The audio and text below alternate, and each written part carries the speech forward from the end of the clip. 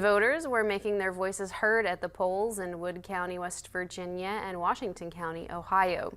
Wood County resident Mark Perry said voting was simple at his voting location at Van Devender Middle School. Washington County resident Chris Schilling also said things went smoothly at his polling location in Benson. Both said that today was an important day to make their voices heard. I think that more now than ever, that I think it's important that every person get a chance to come out and represent their personal beliefs. I feel like this is the most important election of pretty much any of our lifetimes, so this is going to dictate the way we're going to live the next 4 years, and a lot of people are struggling, so I think this was very, very important. Schilling said it was busy at the Lighthouse Baptist Church, and he wanted to thank the poll workers at his precinct. Pleasants County says voting went smoothly, and they credit experienced poll workers with helping to make that happen.